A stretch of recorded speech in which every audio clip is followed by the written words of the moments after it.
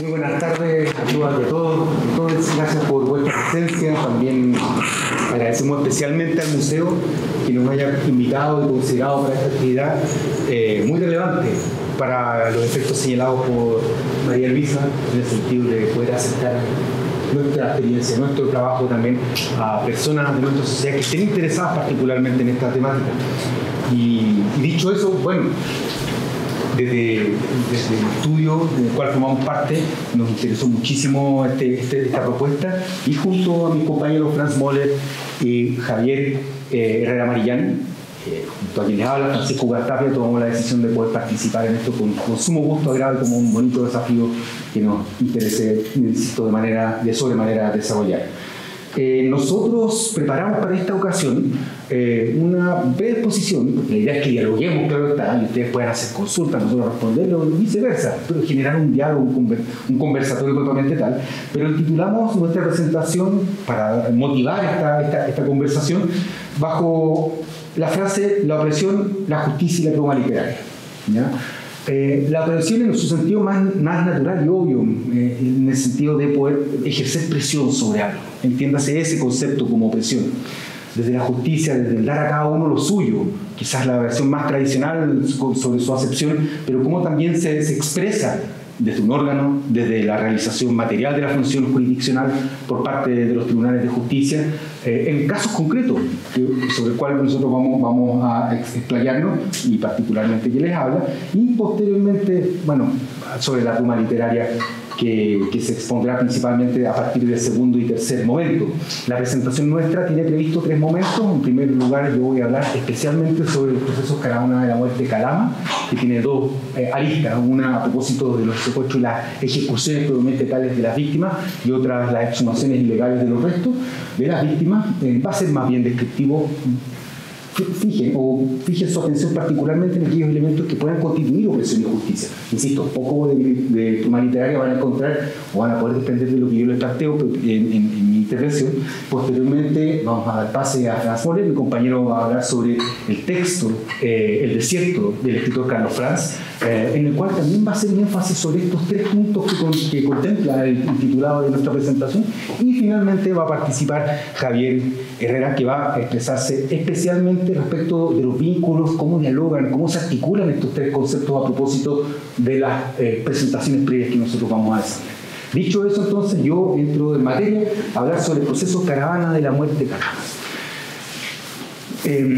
Ocurrió el golpe de Estado del 11 de septiembre de 1973, la Junta Militar, especialmente Pinochet, definió un delegado del comandante en jefe del ejército y de la Junta particularmente vinculado al ejército, que fue Pinochet, y encomendó a un general que se llamaba Sergio Arellano Stark, ¿ya?, para poder desarrollar algunas actividades que se dirigían a acelerar algunos procesos militares en tiempo de guerra que se estaban llevando a efecto. Las víctimas comenzaron, como bien sabemos, a ser detenidas, a ser torturadas, a ser ejecutadas, desaparecidas, en términos generales, a lo largo y ancho de este país desde el mismo 11 de septiembre de 73.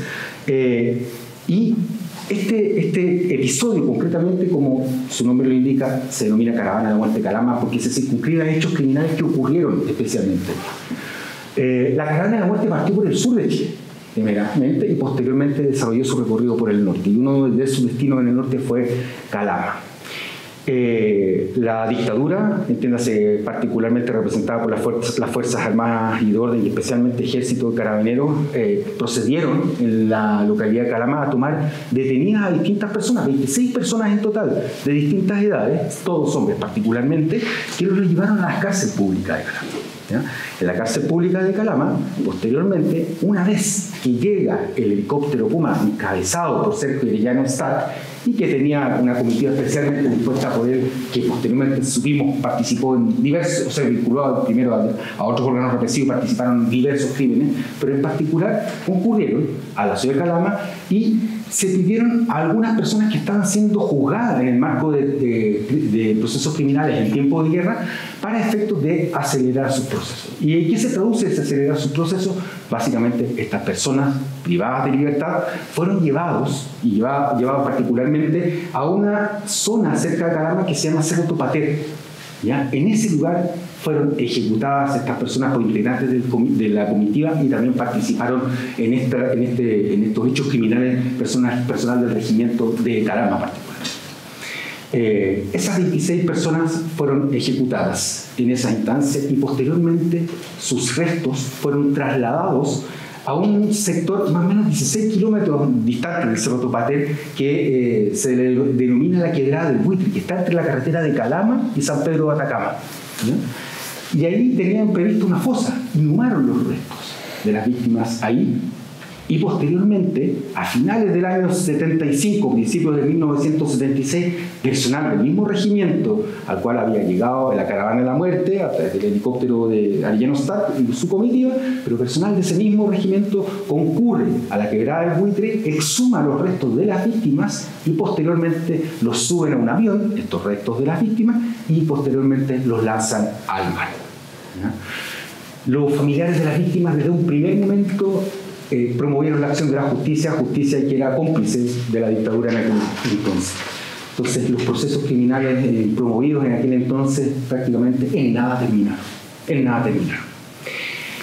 Pero sí fue muy importante todo el trabajo o la promoción de esa acción de la justicia, porque esos antecedentes fueron posteriormente unidos o recopilados o agrupados particularmente en un proceso que terminó sentenciando en primera instancia el ministro Hernán Crisóstomo Greise, de la Corte de Apelaciones de Santiago, en el cual particularmente se desarrolló primero una querella que interpuso el año 1998 doña Gladys Marín, que aperturó el proceso Caravana de la Muerte, aperturó otros procesos y otros episodios, pero en Caravana de la Muerte, y se aperturó especialmente esta lista que tiene que ver con Calama, y así otros destinos que también tuvo la Caravana de la Muerte.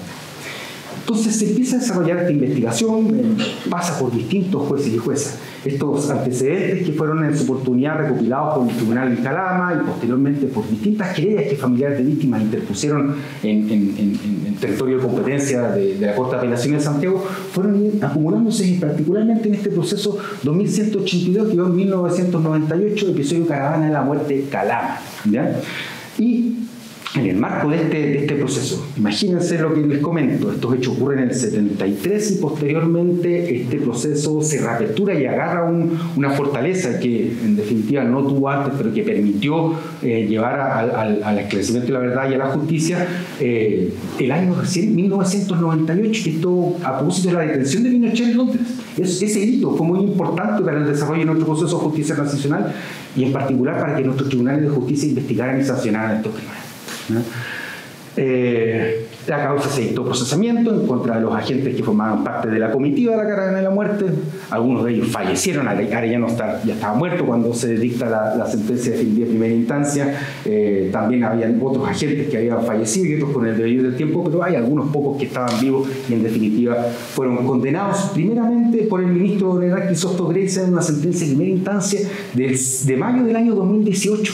Mayo recién del 2018, pese a todos los esfuerzos de los familiares de las víctimas por buscar justicia y verdad, recién en mayo del 2018 hubo una respuesta jurisdiccional en relación a este caso que tiene que ver especialmente con las ejecuciones. De las 26 personas que fueron ejecutadas, se encontraron básicamente los restos de 21 de estas personas y de otras 5 especialmente no se han encontrado sus restos, ¿ya? Es por eso que al calificar jurídicamente los hechos, el ministro Hernán Crisóstomo Greise estimó que aquellas ejecuciones respecto a quienes se encontraron los restos de las víctimas constituían homicidios calificados por alevosía especialmente, es decir, aprovechándose del estado de indefensión en que se encontraban las víctimas para cometer este delito. Y posteriormente, respecto de las víctimas cuyos restos no fueron encontrados, se siguió la calificación jurídica del secuestro calificado, porque se cerró y privó de libertad sin derecho a una persona y transcurrió más de los 90 días previsto en la ley penal de la época para calificar en definitiva el hecho. Esta sentencia definitiva de primera instancia dictada por el ministro Hernán Crisóstomo, que es uno de los grandes jugadores que tenemos nosotros en casos de crímenes de la dictadura, en mi opinión personal, posteriormente fue revisada por la Corte de Apelaciones de Santiago y recién en el año 2020, el mes de mayo también, se dictó la sentencia definitiva de segunda instancia. Sentencia que disminuye penas en relación a lo que se había impuesto originalmente y disminuye también las reparaciones que se habían otorgado a los familiares de la víctima. Esa decisión fue posteriormente impugnada y lo conoció la Corte Suprema, quien en septiembre del año 2022 dictó una sentencia definitiva de término y acogió algunas de las casaciones que se habían interpuesto por las partes querellantes y la Unidad de Programa de Derechos Humanos.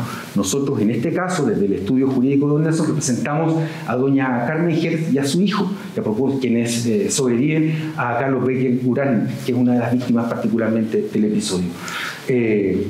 La materialidad del proceso es muy rica, es muy importante y también, si bien es difícil de acceder, creo que es algo respecto a lo cual yo les insto, si tienen ese interés, de poder hacer los esfuerzos y podemos colaborar para que ustedes puedan acceder a ello. Es complejo porque precisamente estas distancias es lo que impide que la ciudadanía pueda acceder al conocimiento respecto al juzgamiento de estos casos. Pero desde la labor que nosotros también, pedagógica, que podemos cumplir como equipo, podemos también ayudar a obtener esos procesos para conocer particularmente qué se sustanció y qué se decidió por parte de la justicia en aquellos casos. Estos procesos tienen la verdad histórica de nuestro país.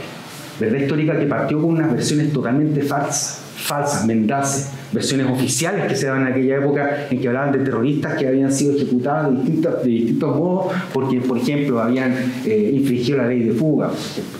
Entonces, creo que es muy importante la labor que se ha podido desarrollar desde distintos entes, particulares, privados, en aras de poder esclarecer la verdad de estos hechos, determinar quiénes lo hicieron y sancionar a los responsables.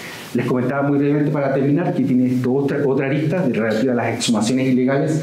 También tuvo un derrotero extremadamente lento, a pesar de toda la insistencia de los familiares de las víctimas en aras de poder tener esa verdad y justicia, y también de los abogados y abogadas que en esa época también trabajaron en pos de obtener esa verdad y esta justicia. Y recién en mayo del 2015 se dictó una sentencia de primera instancia por el ministro Leopoldo Llanos Sagristá, que hoy es un integrante de la Sala Penal de la Corte Suprema, también un excelente ministro, de lo mejor que hemos podido nosotros identificar en nuestro trabajo, en mi opinión personal, a propósito del juzgamiento de los crímenes del pasado, y particularmente el ministro Llanos impuso las penas más altas que contemplaba este tipo penal, de exhumación ilegal, pero que son, según el marco punitivo o el marco que define la ley de sanción, son penas muy, muy bajas. Entonces, pese a todo el esfuerzo que realizó el ministro Llanos, impuso las penas más altas que tampoco llegaban a penas efectivas, pero posteriormente esto fue revisado por la Corte de Apelaciones de Santiago y el 7 de diciembre del año 2019 se dictó una sentencia que rebaja las penas, rebajó las penas y ostensiblemente. Finalmente, la Corte Suprema en septiembre del año 2022, al igual que respecto del caso Caravana de la muerte de Calama, el episodio A propiamente tal, dictó la sentencia definitiva de término, acogió algunos recursos de casación y elevó un poco más las penas respecto a la sentencia de Corte de Apelaciones, pero no al punto en que lo había dictado el ministro don Leopoldo Llanos Sagristá. Entonces, hasta ahí por lo menos mi presentación respecto de lo que tiene que ver con esto descriptivo de los procesos que tienen que ver con Caravana de la muerte de Calama, y ahora yo le doy el paso a mi compañero Franz Moller para que profundice sobre el texto del desierto. Gracias, Francisco. Muchas gracias por esta invitación. Una alegría poder compartir con ustedes El desierto, una novela escrita por Carlos Franz, 2005, la primera publicación, y luego el propio autor la reedita hacia el 2023 y le agrega un postfacio. A propósito de la pluma literaria, cómo los crímenes de la dictadura son recogidos por la literatura, cómo los escritores van tomando estas experiencias que marcaron a una nación y la convierten, por ejemplo, en una novela. Recién, minutos atrás, hacíamos el recorrido por el museo y se nos mostraban imágenes, ¿verdad?, que la televisión pudo captar cuando fue posible. Bueno, los escritores con palabras, con tinta en papel, lo que intentan proyectar son imágenes que despierten nuestra mente, nuestra conciencia, y quisiera contarles rápido sobre esta novela de Carlos Franz, El desierto. A partir de, digamos así, verdad judicialmente establecida, expedientes tales como los que nos ha contado Francisco Gas, más lo que es propio de todo escritor, ¿verdad? Imaginación, y quizás valiéndose de algunos datos hipotéticos, nace esta novela. En esta novela se nos presenta un escenario que, si quisiéramos verificar la historia, todo indica de que esta novela, esta ficción, está en diálogo con el caso Caravana de la Muerte. Y la protagonista aquí, hasta donde se pueda contar, porque el propósito primero es invitarle a que por sí mismo pueda gozar de esta lectura, se nos presenta una jueza. Se nos presenta una jueza en un momento difícil de su vida. Déjenme decirlo de esta manera, es la jovencita, la jueza recién salida del programa de formación judicial, la mejor de su generación, pero con el tremendo desafío y el golpe de realidad de que, siendo ella tan joven al ejercer la judicatura, de pronto en la ciudad del norte de Chile donde vive y trabaja, comienza a sobrevolar así le llaman en la novela, este tribunal aéreo, este tribunal volante, estos helicópteros que de pronto aterrizan y comienzan a enjuiciar e imponer sanciones de pena de muerte. Y esta jueza, la mejor de su generación, trata, lo dice ella, ¿verdad?, de con la ley, con la fuerza de la ley, frenar este pseudo tribunal, este pseudo proceso que tomaba decisiones letales, condenas a muerte. Y bueno, se nos presenta aquí, por un lado, hay una pérdida de inocencia. Aquí hay alguien que quizás su primera confianza fue con la ley, y solo la ley podré frenar esta impulsión de violencia que está cayendo sobre la ciudad. Pero también hay una pérdida de inocencia, porque en esta ficción se nos presenta una jueza que, me salto los detalles, espero despertar su curiosidad para que vaya por estas páginas, finalmente no puede, con la sola fuerza de la ley no pudo, y hay algo que ocurre en su vida que la hace, digámoslo por ahora, irse de Chile. Cambio de continente, cruza el Atlántico, Europa, Alemania. Prácticamente se reconvierte, profesora, académica, y filosofía sería lo suyo. Pero luego vuelve. Después de 20 años, la novela nos sitúa en los primeros años post-dictadura, estamos recién en la década de los 90, para la época de la novela. 20 años han pasado y regresa esta académica dedicada a la filosofía a su puesto de jueza. Pero en estos 20 años muchas cosas han pasado. Cayó la dictadura, cayeron los jerarcas que gestionaron crímenes de lesa humanidad, y nace la hija de esta jueza. Y acá hay un diálogo constante, transversal, de la primera a la última página, cómo están dialogando dos generaciones. Una mujer que en su momento, cuando tuvo la judicatura en la mano, nada pudo hacer con la fuerza de la ley. Pero hay que conocer el motivo por el cual no pudo frenar aquello que ocurría. Y esta joven de 20 años, que estudia Derecho, y que a sus 20 años cuestiona a la madre. Y quizás la pregunta crucial de la novela es: ¿dónde estabas tú, mamá, cuando en esta ciudad estaban pasando estas cosas? Es implacable. La jueza es juzgada por el rigor de esta joven de 20 años que no suelta la pregunta: ¿dónde estabas tú, mamá, cuando estos crímenes estaban ocurriendo en esta ciudad? Claro, la hija conoce la historia de la madre en parte, sabe que ejerció judicatura. Lo que no sabe es el secreto que guarda esta jueza. ¿Por qué se tuvo que ir de Chile? Digo esto porque el propio autor, Carlos Franz, son los datos que en público se permitió transparentar sin matar la curiosidad de los lectores. Pero él, cuando presentó en público a su jueza, dice: bueno, porque ella fue violada, porque ella fue torturada. Es lo que la hija no sabe. Es la parte no contada de la historia familiar. Y es que la hija, cuando confronta a la madre, quiere saber por qué no hiciste nada, por qué no te sobrepusiste, dónde estabas tú, mamá, cuando en esta ciudad ocurrían estos crímenes. Y el viaje desde Europa de regreso a Chile, en parte es el esfuerzo de esta madre por responderle a la hija. Hay una carta larguísima que la madre escribe para tratar por escrito de responderle a la hija.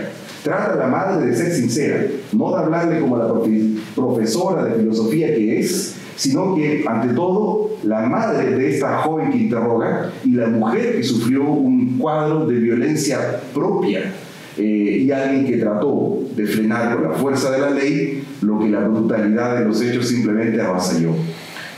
¿Por qué leer esta novela? creo que nos presenta en voz femenina una mirada interesante que intenta hacer dialogar quizás a una generación vieja con una generación nueva. Tal vez nos está llevando a Honduras que quizás no tenemos del todo resuelto. Esto, y el propio autor lo plantea así, es en pleno siglo XXI y en español y en Chile una tragedia. Tragedia, retrocedamos varios siglos, a la Grecia clásica, cuando tragedia para los griegos era el teatro cuyo coro y muchas voces presentaban temas tales como la muerte, el sufrimiento, el drama humano, y casi siempre en toda tragedia hay un final funesto, un final asiago, un final desgraciado. Bueno, algo de esa tragedia en sentido griego hay acá, porque no es fácil contar la historia nacional, porque no es fácil contar la historia personal. Y bueno, podríamos decir mucho más, pero quede esto como el testimonio, uno entre muchos otros, por cierto, de cómo la pluma trata de escribir y pensar lo que fue la experiencia de la dictadura y dejarlo en esto, que es una novela. Voy cerrando con esto. No es nuevo, por cierto, que la pluma reflexione sobre el dolor. Si nos vamos siglos atrás, quizás unos 6 siglos antes de Cristo, encontramos en la poesía hebrea un poema anónimo intitulado Lamentaciones. Para quienes algo de Biblia saben, algunos asocian este libro, Lamentaciones, al profeta Jeremías. Pero si somos honestos, quizás mejor presentarlo como un poema anónimo.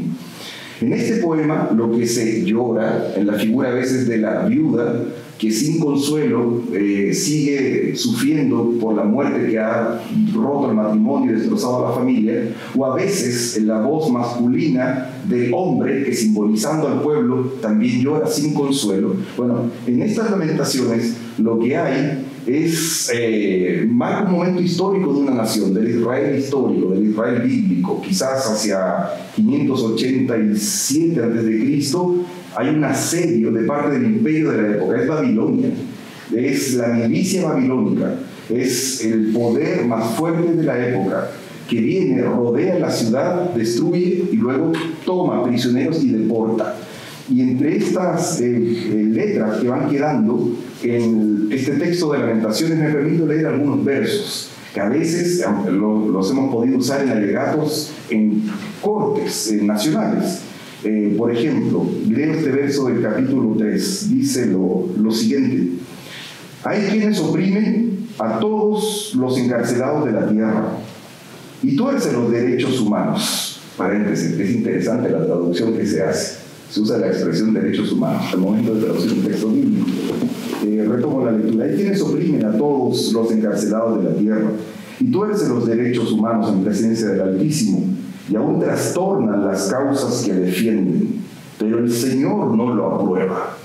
El texto sugiere de que Babilonia en algún momento, valiéndose de ser el imperio de la época, soberano, indiscutible, entró a los lugares más secretos en donde estaban los prisioneros, y valiéndose de que no había opositor, derramó toda la violencia que tenía sobre los prisioneros. Fuesen estos mujeres, fuesen estos niños, jóvenes, la crueldad no tuvo límites. Y sobre ese dolor surge este poema de las Lamentaciones.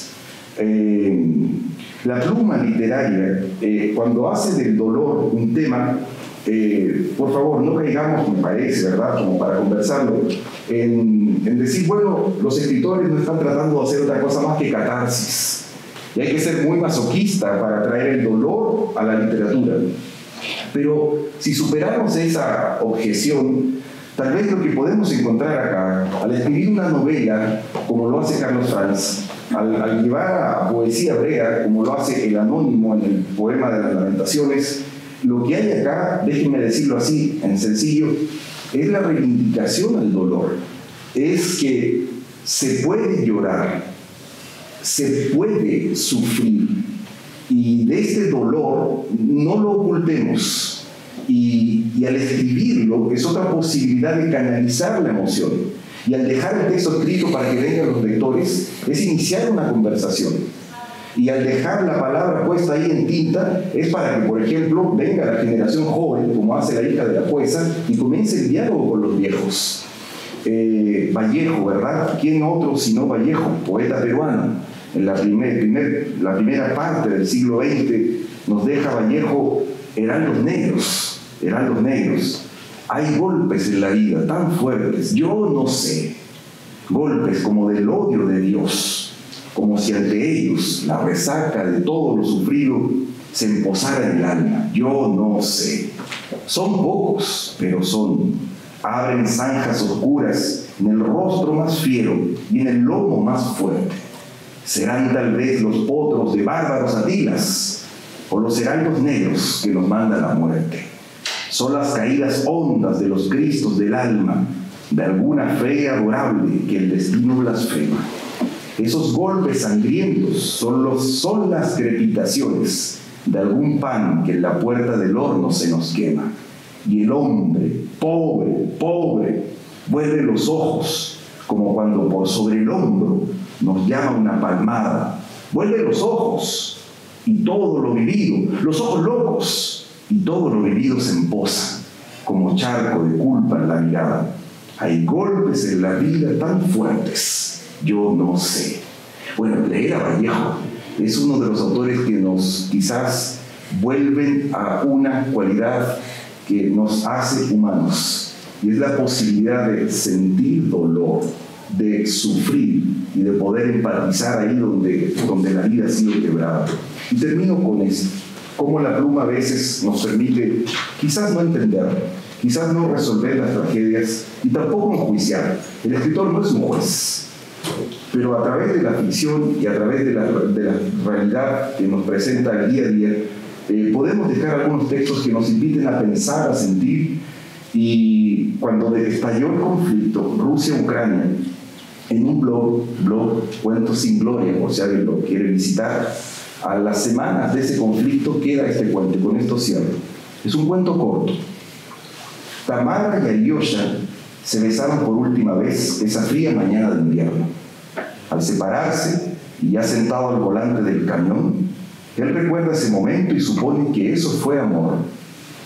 Varios kilómetros más allá, cruzando la frontera binacional, al mismo tiempo, Tania la advertía a Aliel que se cuidara, que no bajara la guardia y que para esas noches de frío usara la bufanda que la madre de ella ahora le enviaba como su último regalo. Alyosha conduce a la misma velocidad que se desplaza el vehículo que transporta a Aliel. El primero se dirige a cumplir una misión militar específica. El segundo juró que se esforzaría por repeler al que percibe como intruso en suelo propio.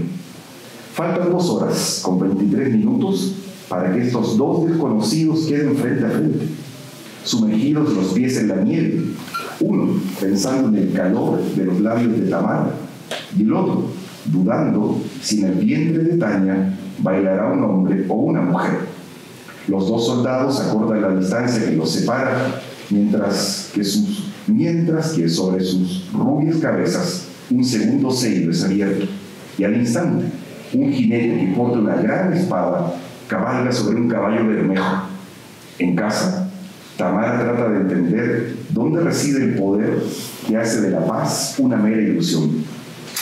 Mirando el fuego de un quemador de su cocina, Tania consulta al cielo si el juego de la vida consiste en derramar la sangre que corre por las venas del otro.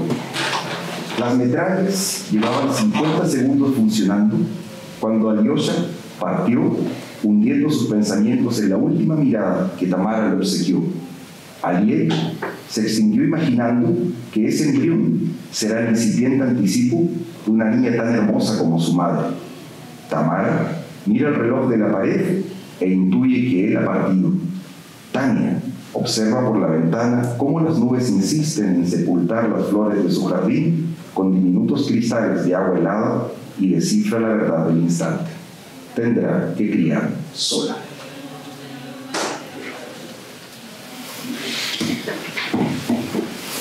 Qué difícil continuar después de eso. Buenas tardes a todos y a todas. Muchas gracias, primero que todo, por compartir una parte de su vida escuchando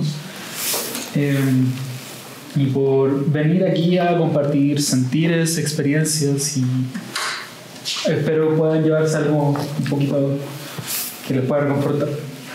Es incómoda esta posición de cerrar como un poco todo lo que se ha dicho, como tratar de concretar ideas, pero para poder llevar a hacer eso quiero recordar un poco qué nos convoca acá. La exposición Juzgar y Filmar los juicios de crímenes de lesa humanidad. Esta exposición rescata algo, a mi parecer, importantísimo, que es el registro como una necesidad. Esa idea, esa voluntad de dejar plasmado que existió algo o que ocurrió algo. Cuando nosotros decidimos ocupar estos tópicos, la opresión, la justicia, la pluma narrativa, buscábamos también ilustrar desde alguna arista esa frase, juzgar y filmar los juicios de crímenes de lesa humanidad. Creo que eso lo puedo decir con plena certeza. Ahora igual quiero buscar un poco y nadar un poco en mi propio camino, y quiero dejar esta frase: cuando los hechos son tan inconmensurables, escribir y registrar es una forma de justicia. Y para poder marcar el inicio de esto, de mi exposición en este caso, me gustaría andar un poquito en qué sería la justicia, de forma poco, no tan profunda, pero en los conceptos que importan. Y cuando uno piensa en la justicia, al menos yo pienso inmediatamente en un concepto que es muy antiguo y que proviene incluso de la época de los griegos, al igual que el término de la tragedia. Entonces aquí encontramos, por ejemplo, el libro quinto de la Ética Nicómaco de Aristóteles, en el que dedica exclusivamente el hablar sobre la justicia. Y aparece acá una idea importante, que la justicia es parte de una de las virtudes. La justicia no es algo que aparece como un fin, sino como un medio para encontrar la felicidad.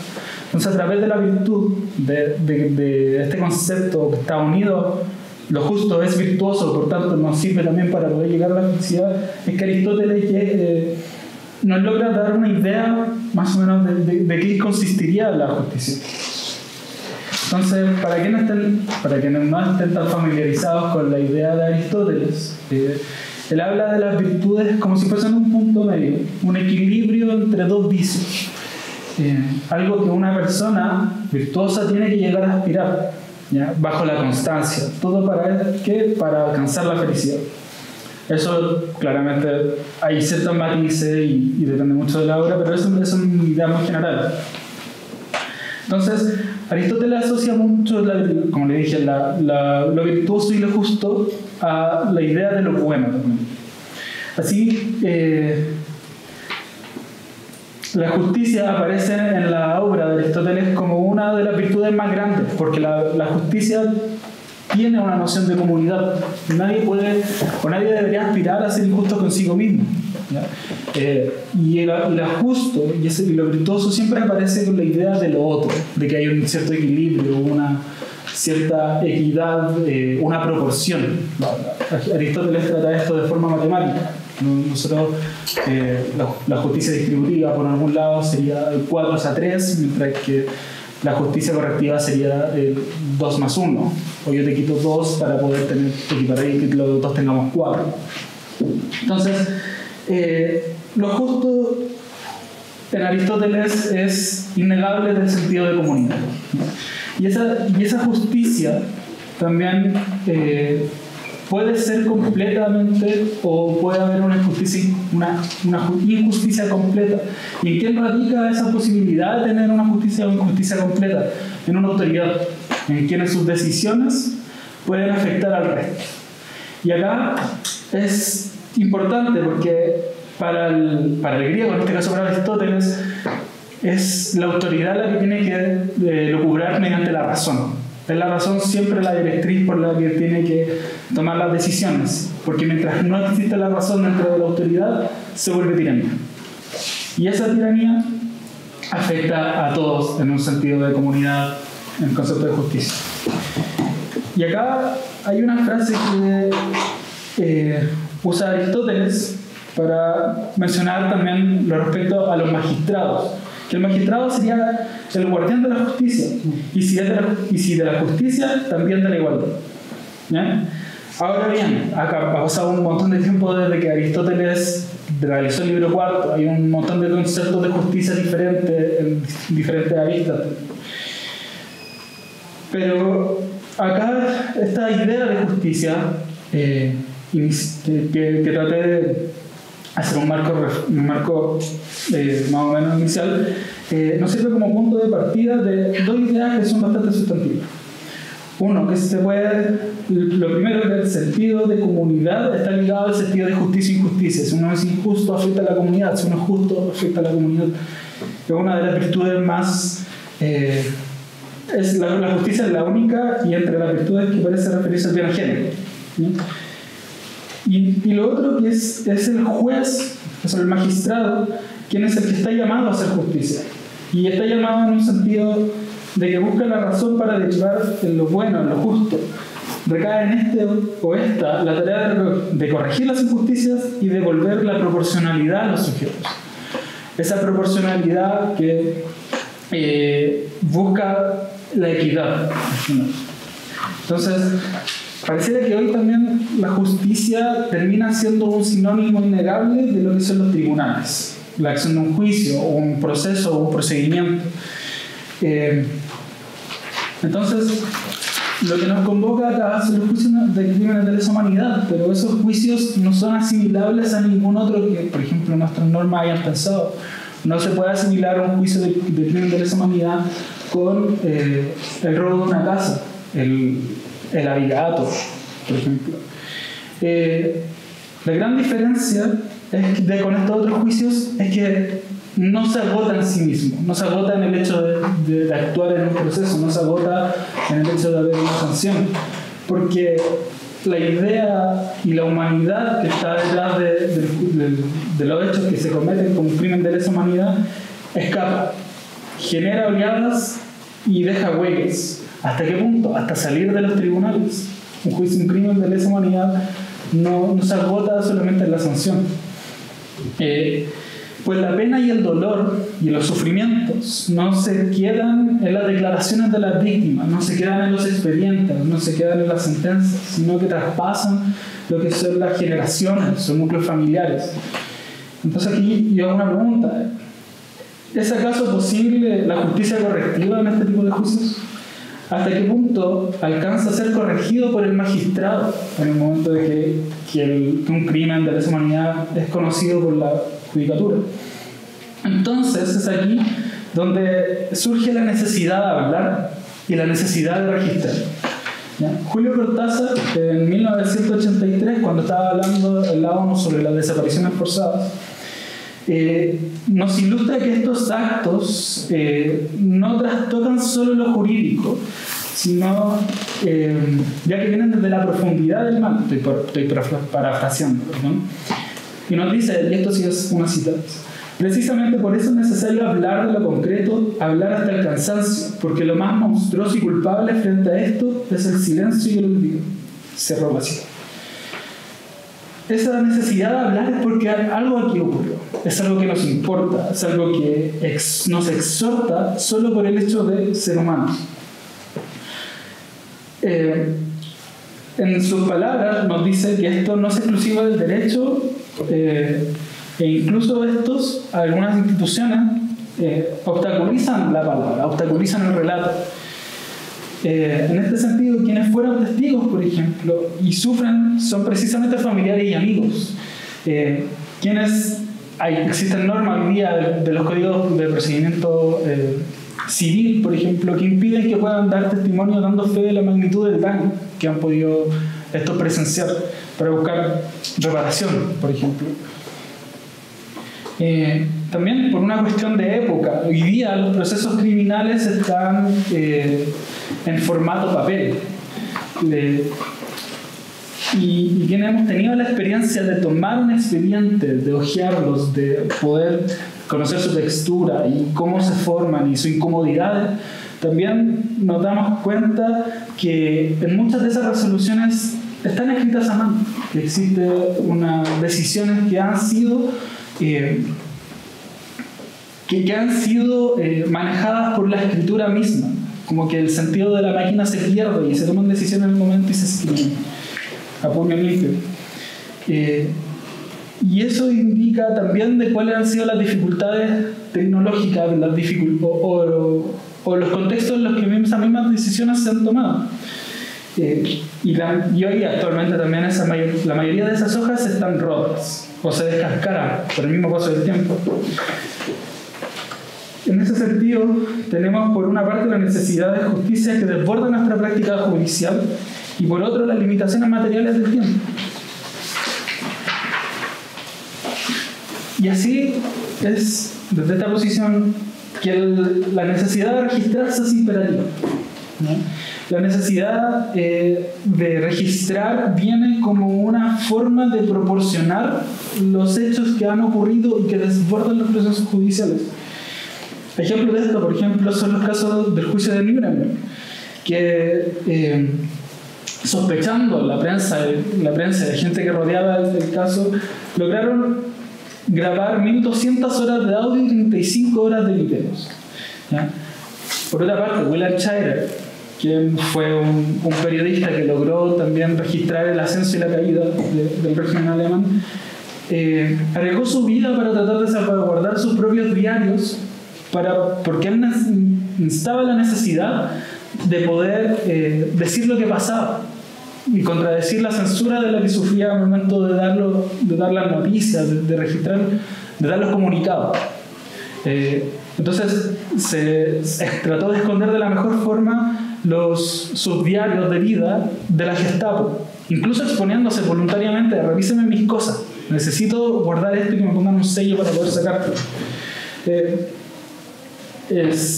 Entonces es en estas situaciones donde el tiempo y las eventualidades juegan al azar unas con otras, y donde es la necesidad del registro, porque como el tiempo no perdona nada, registrar es imperativo, pero no lo hacemos sobre cualquier cosa, insisto, lo hacemos sobre las cosas que son realmente importantes, ya sea por felicidad o horror. Aquí nos baladí que se dan estos atentados. Por ejemplo, ¿qué sería del mundo si no se supiera lo del juicio de Nuremberg? O que se hubiese quedado, por ejemplo, solo en notas de papel. ¿Qué pasaría si en Chile no se registraran estos procesos criminales? Todo se hubiese olvidado. No habría una forma plausible de saber cuáles eran las actitudes de los condenados, por ejemplo. O qué pasa si un incendio afecta y quema los tomos que están siendo o que ya han sido juzgados. Se perdería todo.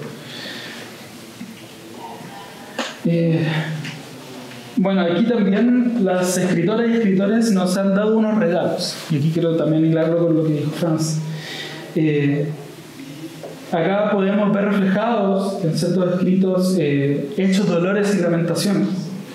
La literatura y la narrativa en general nos permite empatizar y entender y también reprochar actos.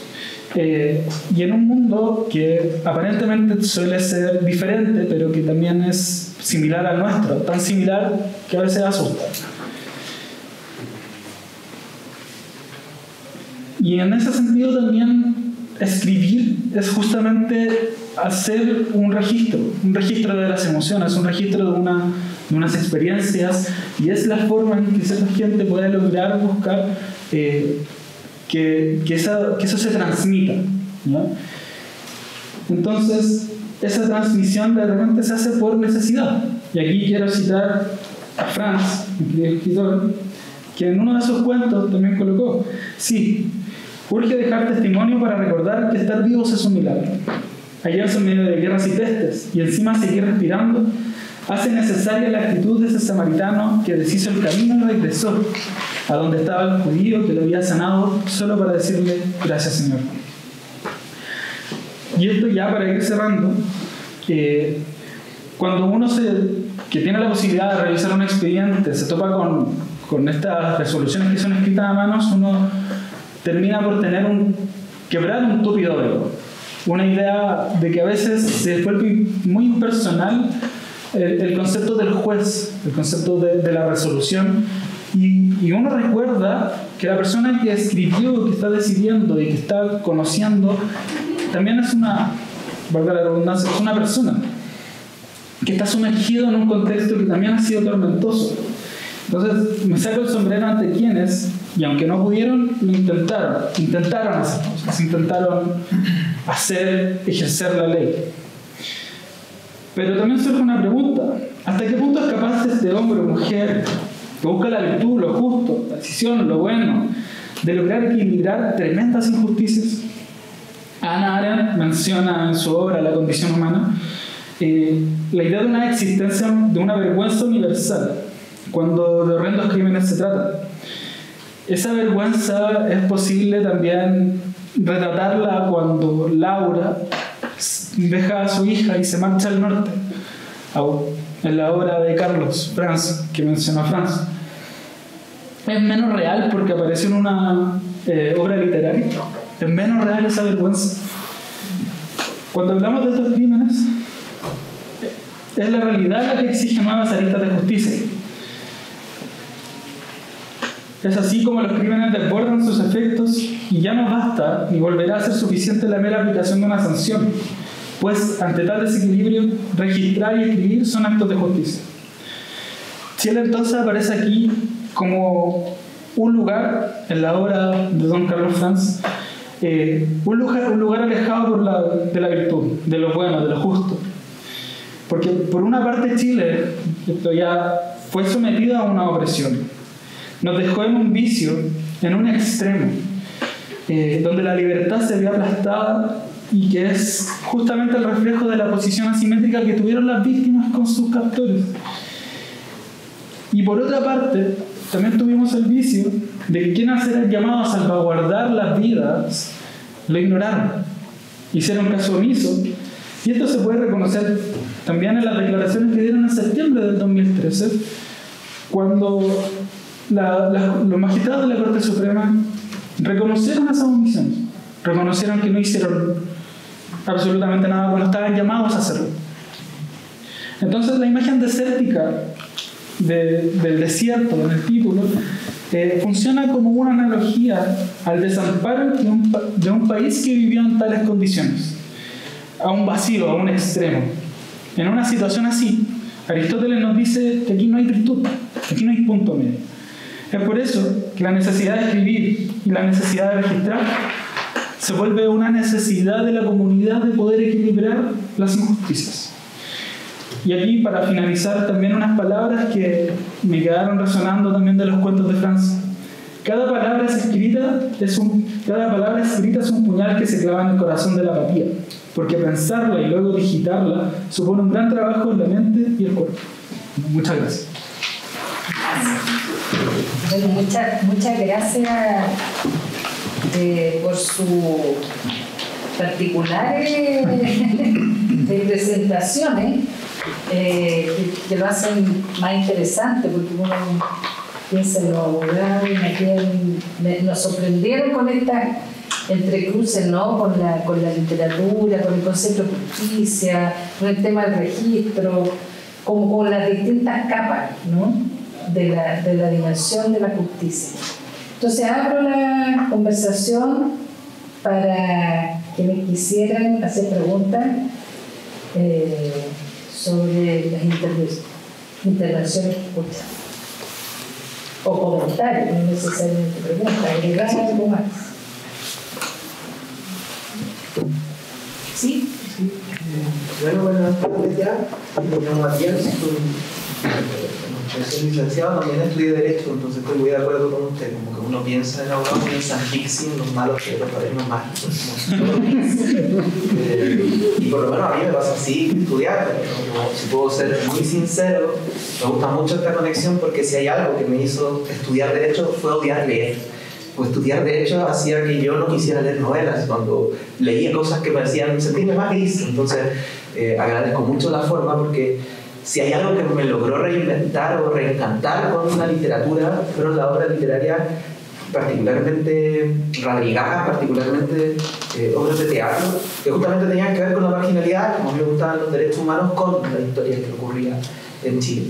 Y me pasa que me llama mucho la atención el juego que se hace con la posición del juez en las 3 presentaciones, y no solo desde la perspectiva de la resolución, que fue el omitido, ¿no? Como durante 45 años no hubo justicia, no hubo una sentencia, pero el juzgamiento existe, y ahí hay un choque que yo creo que me llama mucho la atención, particularmente uno lo puede ver en lo que hacía en la exposición de la novela, ¿no? Generacional, donde el que juzga es una nueva generación que dice: nosotros no podemos repetir eso, o no podemos vivir así, o sea, ya los derechos humanos están conquistados, pero ¿qué hicieron ustedes? Y que me parece que entre medio hay una generación un poco, y quizá ahí puedo ser polémico, ¿no? La generación del 90 un poco más apática, pero que se encuentra con una generación un poco más protagonista, en la que estamos nosotros, que tiende a movilizarse, a pensar que lo conoce o que lo resuelve todo, ¿no? Salimos a las calles y nos reprimen, y es como lo peor que nos puede haber pasado sin imaginar ni mencionar lo vivido. Y ahí me llama, o se me genera una pregunta respecto a quién hace justicia, no solo por las personas que sufrieron la opresión perdiendo la vida, sino que por los sobrevivientes, en el sentido de que hay un juzgamiento generacional que habla y que alega de qué hiciste tú. Pienso en cómo responde un sobreviviente de, hace poco estuve en Buenos Aires, de la ESMA, al lado de aquella persona que logró el trabajo de sacar fotografías y de esconder en su cuerpo las fotos de los supervivientes para decir: mira, mis compañeros están detenidos y estaban detenidos acá, y los trasladaron en helicóptero hasta el río, pero estaban acá.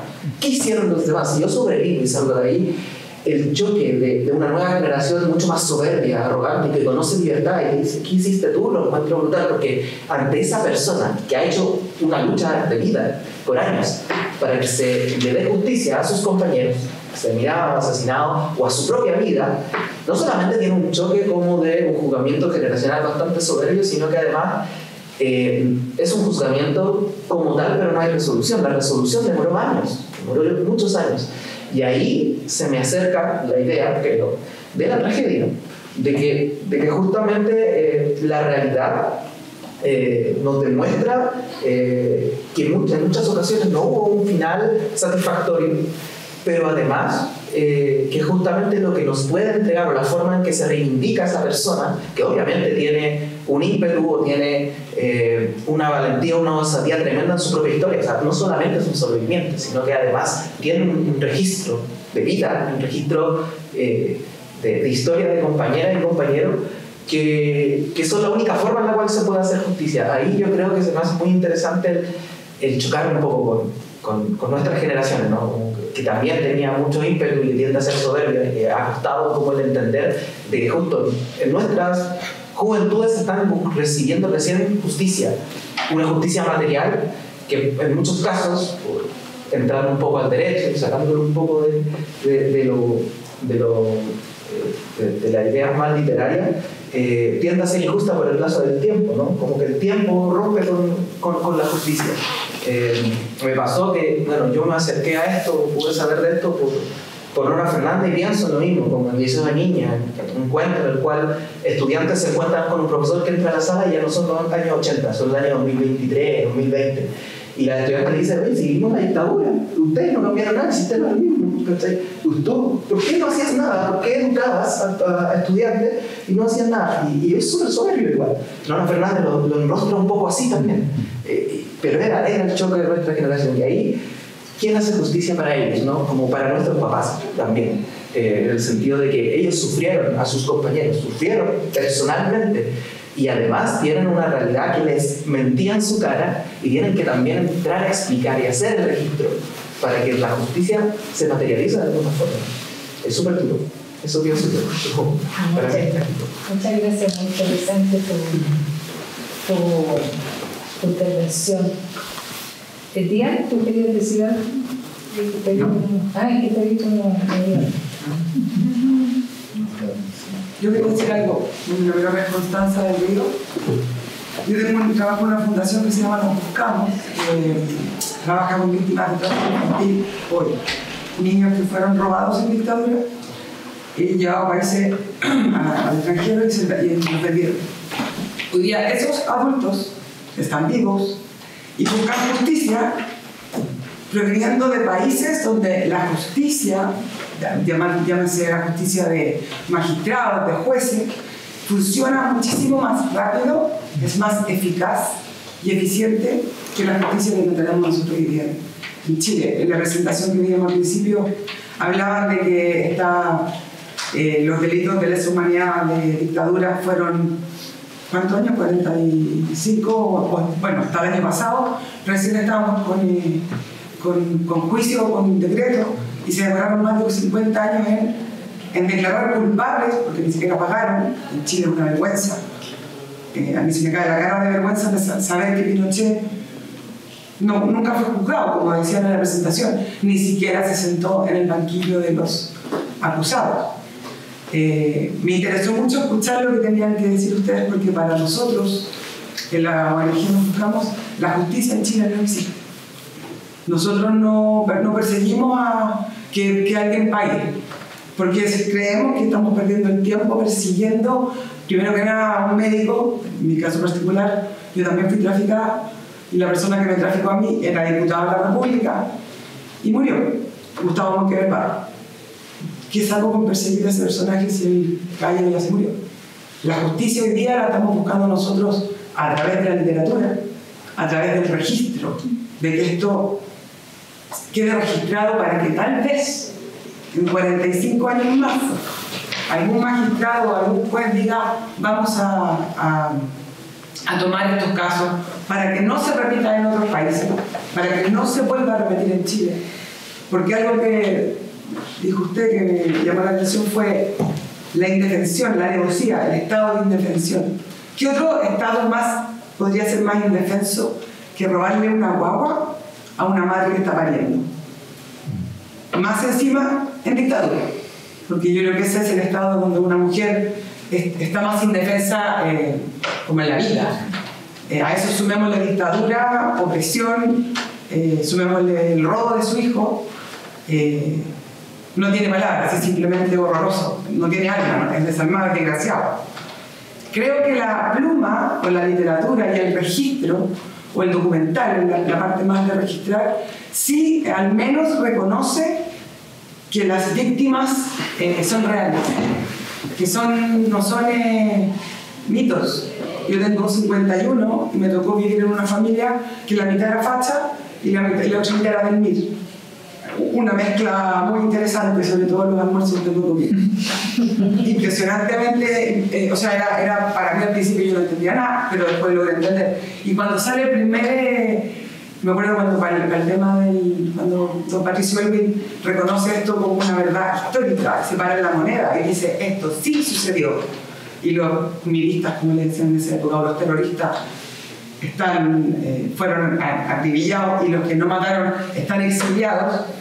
La mitad del país, y hoy día lamentablemente en Chile sigue estando la mitad, o en la mesa de mi casa, 50% de derecha y el otro 50% de izquierda, somos extremistas.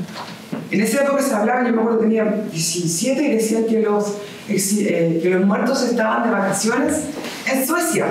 O sea, llegábamos a un nivel vergonzoso de cómo se trataba a las víctimas.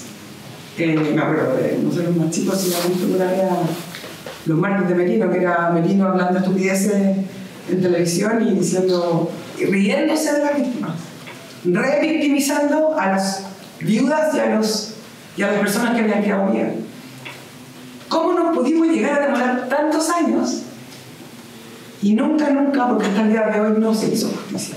Para mí no se hizo. Yo tengo la suerte que gracias a Dios, gracias más bien a la familia, los que estuvieron detenidos no desaparecieron. Se lograron salir del país y lograron salvarse junto con mis primos. Pero a esas personas que torturaron a uno de mis tíos, ellos nunca hicieron cárcel, nunca los juzgaron y siguen vivos. Y siguen, de hecho, viven como en la misma comuna, como que se lo pueden encontrar en el supermercado. Es una cosa que de nuevo cae en la pluma, cae en lo kafkiano, como algo que es como imposible.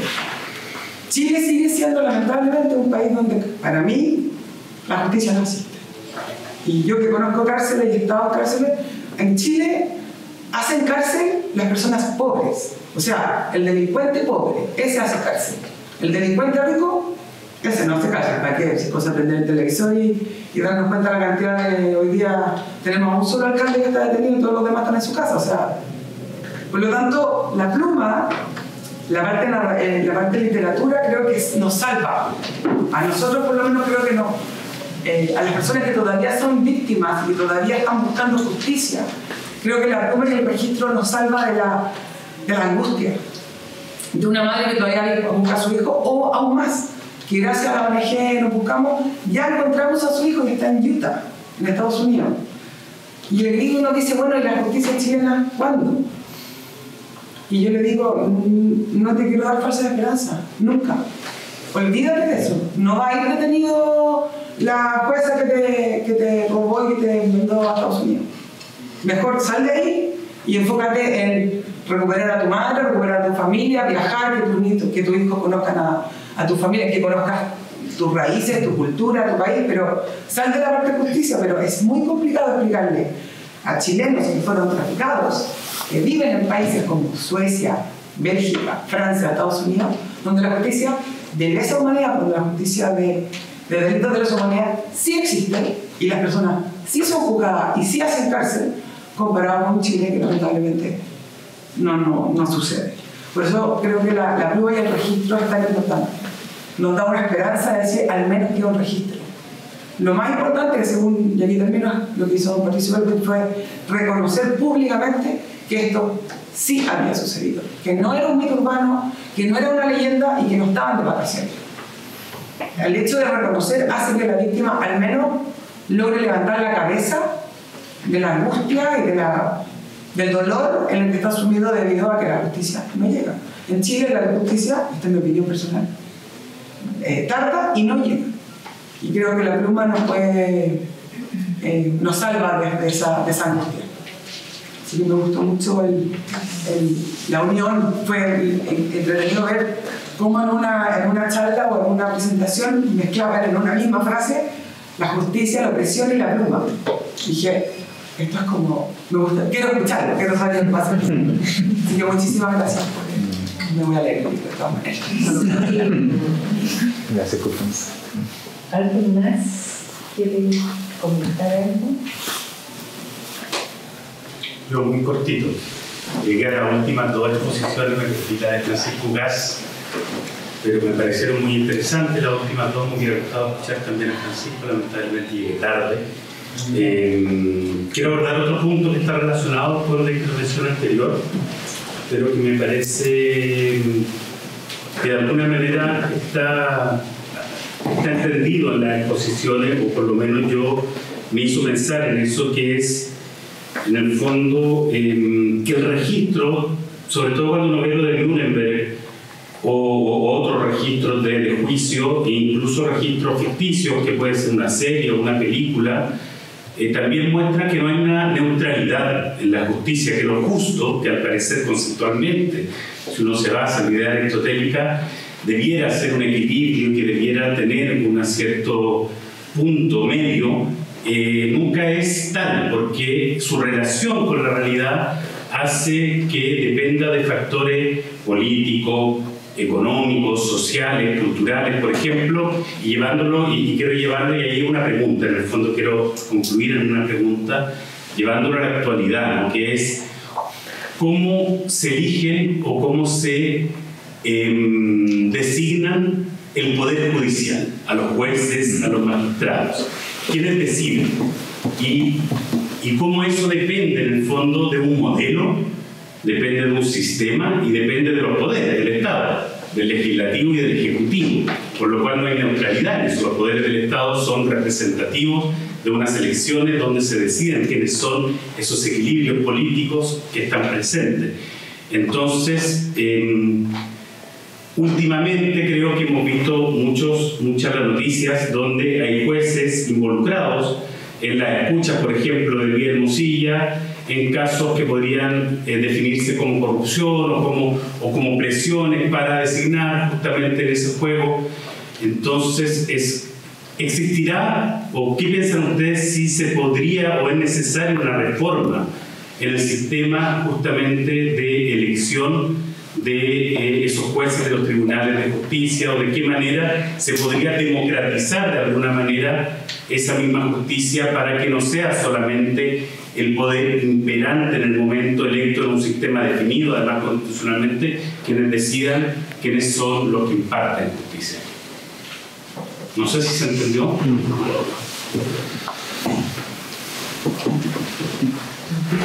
Yo voy a, si me lo permite, a realizar una primera aproximación a la pregunta de Camilo, que me saludó con afecto. Yo soy crítico del sistema actual de nombramiento de jueces. Yo menciono algo para que en el registro, claro está, porque se sabe bastante, pero también yo no puedo negar que soy consejero del Instituto Nacional de Derechos Humanos y participo en la causa de Telestudio, por otra parte, en donde surgió la información relativa a los chats del exministro Poblete. Yo creo que es un pésimo sistema el que existe hasta el día de hoy imperante, que se ha intentado por diversos modos desde la Asociación Nacional de Magistrados y algunos ministros o ministras muy a cuentagotas por modificarlo. No ha habido voluntad política porque esto le conviene a la política, a la mala política. Lamentablemente. Tenemos también arrastramos con el tiempo los vicios del binominal, en que se sigue seleccionando uno para acá, otro para allá, y yo creo que porque anteriormente los ministros, por ejemplo, de Corte Suprema y la ministra de Corte Suprema eran designadas, se seleccionaba una esquina y después el presidente de la República intervenía en su nominación. Hubo una reforma un poco después de llegar a la democracia, que en definitiva interviene ahora el Senado, o sea, intervienen los tres poderes del Estado en la designación. Pero la intervención del Senado prácticamente se ha plasmado o concretado en realidad peticiones de favores para efectos de favorecer las designaciones de quienes corresponden. En donde no prima el mérito, no prima la democracia. Porque en otros sistemas, por ejemplo, y esto ya respondiendo la pregunta, se han implementado mecanismos en que los jueces sean elegidos y las juezas por elección popular. Yo creo que eso es súper relevante para democratizar todas las instituciones. Y también evaluar el mérito. O sea, hoy están llegando al máximo tribunal, básicamente, integrantes de la judicatura que tienen unos determinados vínculos. Y en base a esos vínculos o redes que tienen, es que se concertan los votos necesarios para poder llegar siguiendo el procedimiento establecido por la Constitución. Y eso ha sido nefasto. Eso ha sido nefasto. Y yo creo que también la divulgación de estos chats dan cuenta de lo sucio y de lo incluso olor a antijurídico, contrario totalmente a la ley de lo que está ocurriendo. Hay tipos penales que, por ejemplo, hay un tráfico de influencias que quedan en la letra muerta si es que no se persiguen y se sancionan penalmente esas conductas. Yo no sé si ustedes tienen recuerdo de alguna condena de los últimos 5 años por un tráfico de influencias. Pero también escuchamos voces que dicen esto ocurrió todo el tiempo, esto ocurrió así. No, ¿cómo vamos a justificar porque haya ocurrido así todo el tiempo esto?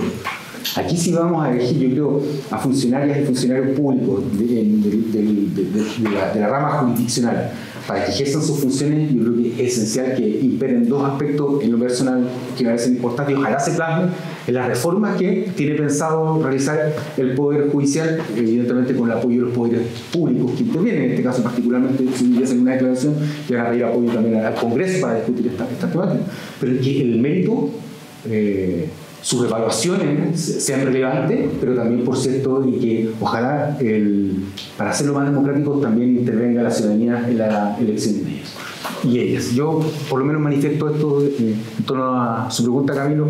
No sé si mis compañeros quisieran agregar algo adicional en relación a ello. La figura del juez en la literatura es... a ver, ¿qué me ayuda con esto? ¿Cuál es el autor de nuestro juez rural aquí en Chile? No es una pregunta de trivia, es de mi ignorancia. No quise yo googlearlo, pero si alguien me ayuda para citarlo con propiedad. En el juez rural, si alguien me puede ayudar con el nombre del autor, que está ambientado, ¿verdad? Está ambientado en este Pedro Prado, gracias. Ahí está. La invitación a que podamos releer de Pedro Prado, el juez rural. Se nos presenta la difícil tarea para alguien que no había sido formado en Derecho, que no tenía conocimiento técnico, asumir la tarea del juzgador. Entonces, si bien de nuevo tiene algo de tragedia esa novela, porque termina con él renunciando y hay una carta de renuncia, pero lo interesante es cuando se nos permite estar por dentro, hasta donde se pueda, ¿verdad? A través de la ficción, la imaginación y las letras, en la cabeza de un juez.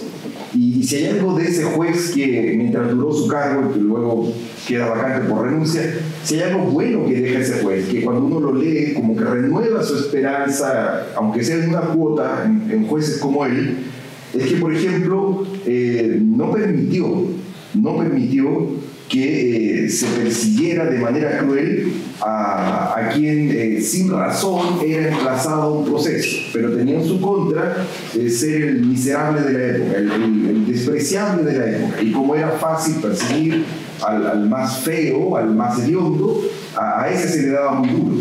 Y este juez tuvo la capacidad de decir que no se iba a prestar en su tribunal para ese tipo de crueldad, que había que saber despejar la imputación liviana de alguien que no había hecho nada para estar ahí. Y al revés, cómo este juez no permitió el abuso del tribunal, ese que llegaba al tribunal para usar del tribunal en servicio de las peores motivaciones. La señora que sabía que por una chaucha le había comprado a un hombre cuya salud mental estaba perturbada, le había comprado unas cebollas. Y claro, ella creía que hacía el negocio del año, cuando lo que le estaba entregando a este hombre, que no distinguía derecha e izquierda, era un producto de mala calidad. Pero ¿con quién estaba ella, la mujer lúcida, negociando? Con alguien cuya salud mental no funcionaba bien. Y ella lo denuncia al tribunal.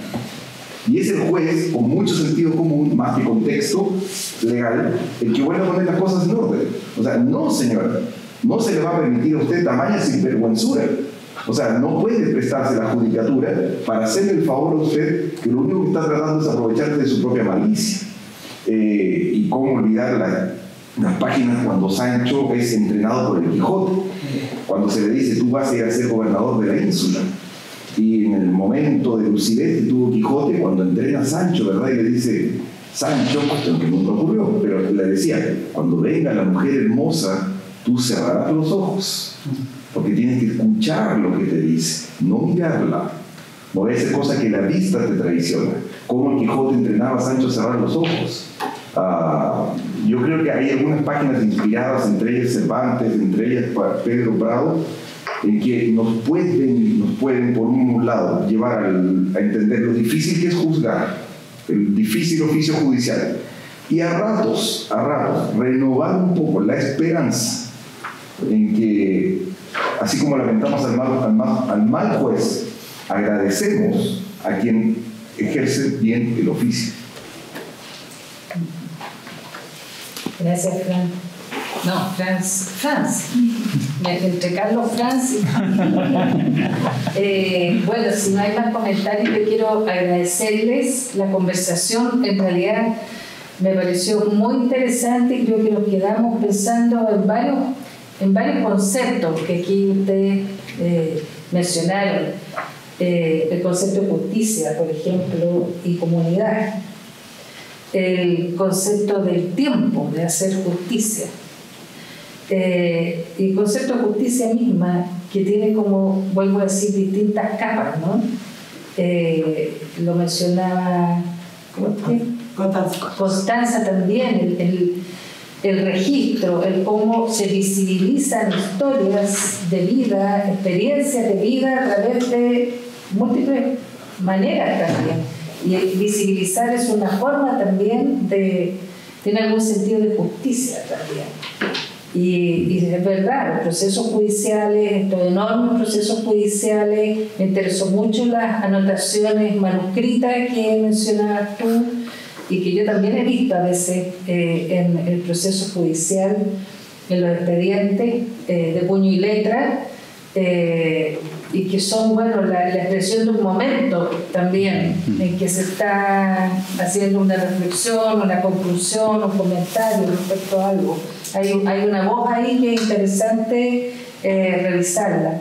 Y cómo desde el arte, la literatura en este caso, que ha sido un tema que también hemos planteado en nuestras conversaciones, cómo desde el arte y en sus distintas expresiones podemos también abordar los registros, los archivos, esta verdad contenida, digamos, en estas materialidades tan ásperas a veces, ¿no? Creo que uno queda con varios temas como para seguir dándole vuelta y agradezco de nuevo el entusiasmo además con que abordaron la conversación. Muchas gracias, Reba.